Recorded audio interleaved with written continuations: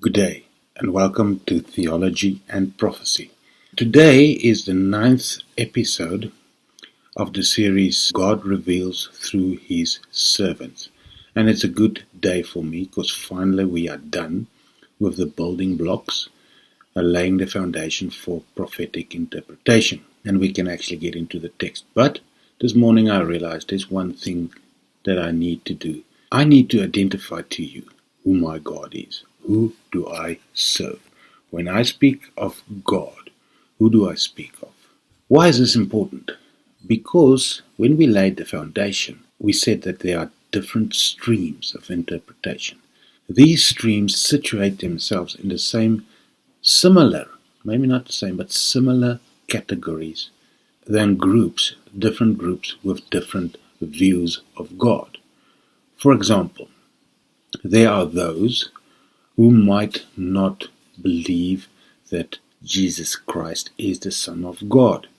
They would obviously follow another stream because they would not read anything that he has said and take it as authoritative. That would obviously be a major reason for different streams to develop. So first I need to say, my God is the God of Abraham, Isaac, and Jacob. It is the God of the Christian Bible, and he has referred to himself as the I am. When Moses asked him, "Whom shall I say? Who sent me?" he said, "Say to them, I am sent you." And we have changed that name to the Great I Am. And that name, the Jewish counterpart for that name, has been developed into the word Yahweh or Jehovah. That would be the God that I refer to. But to me, that is not enough. It's not definite enough. I'm going to add something else. My God is the Father and the God of Jesus Christ.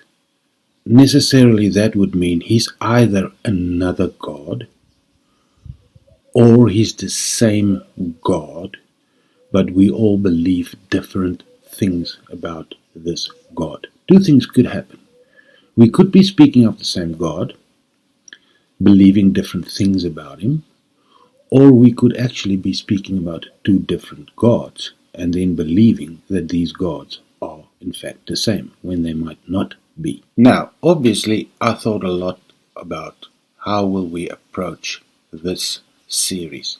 How will we approach the prophecy? Where do we start? There was a lot of suggestions. But I know anything you do, you have to do prayerfully.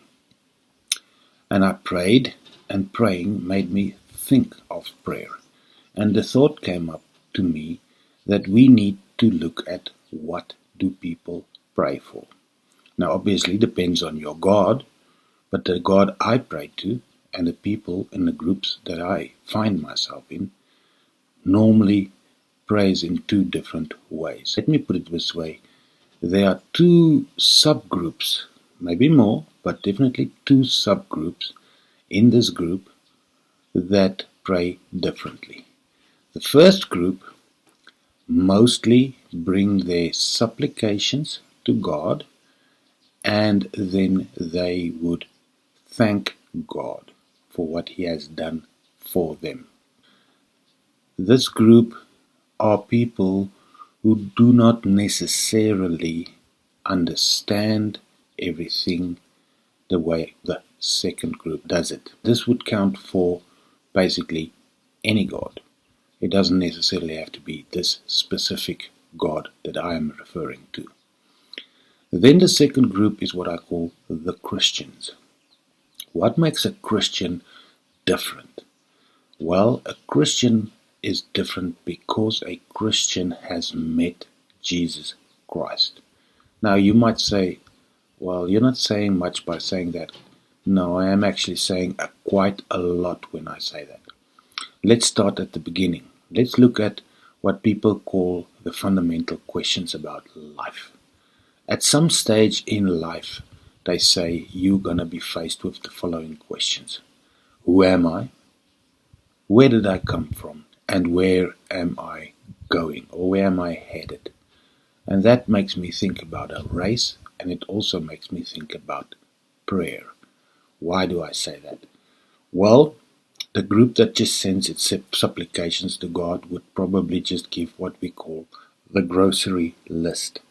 Please, Lord, this. Please, Lord, that. Please protect us. Please guide us. Help me with my job. Give me what I need. I need strength. I need faith. I need hope. I need love. I want things. Please give, provide. That's the supplication part. There might be other definitions for supplication, but that's the point that I want to raise firstly about supplications. And then the second part, which most people would do, is to thank, which is the same thing. It's gratitude added to supplication.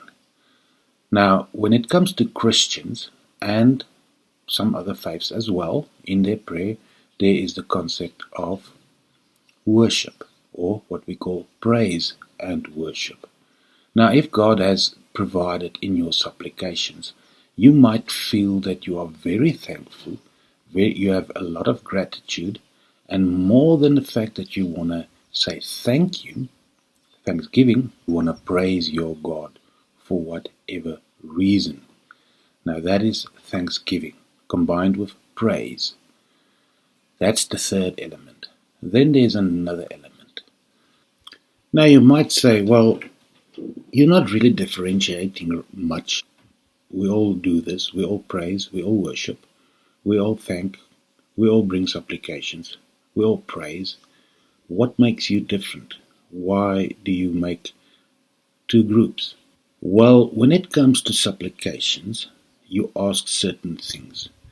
And what you ask has a lot to do with your belief in God and obviously your knowledge. Now, the Bible does say that people perish, God's people perish because of or due to a lack of understanding. So if you don't understand where you're going, then you would ask the wrong things because you do not know what you're doing, where you're going, and how you should be doing it, and what you're supposed to be doing, and you might ask for the wrong things, even if it's a supplication to God. But added to that, when it comes to praise and worship, if, for example, things don't really turn out the way you want them to turn out, there might not be that much praise nor thanksgiving. In fact, there might be murmuring and there might be rebellion to a certain extent. And this is where we ask God questions that starts with why? Why, Lord? When you ask why, it simply points to the fact that there's a lack of understanding. When I say understanding, it doesn't necessarily mean you do not have the brain capacity to understand and figure out something. No, it could just be a lack of knowledge. Because if you don't have the correct knowledge, you lack, and then you can't have complete understanding.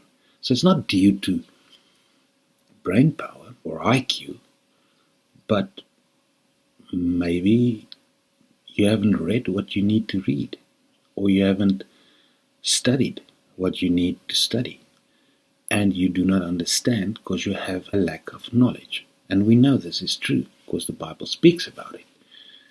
So that's why I wanted to bring in the concept of a race. Now, let's say, for example, you're going to run a race. In South Africa, we have a very popular race called the Comrades Marathon. Now, you know where you're going to start this race. You know how long this race is. You know the time. You know the specific place of the end and the beginning. You know every hill in between and every obstacle. You know where you could rest. You know where you could refresh.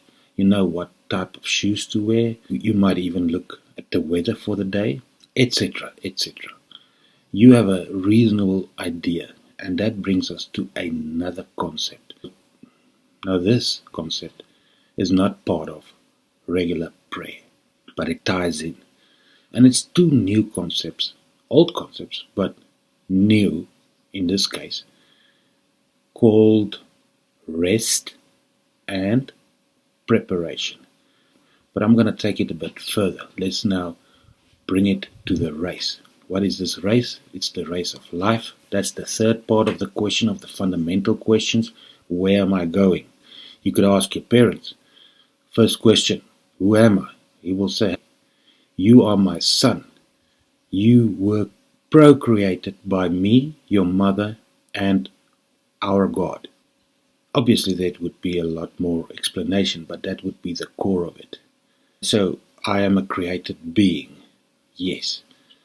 So that first question is asked. That is, who am I?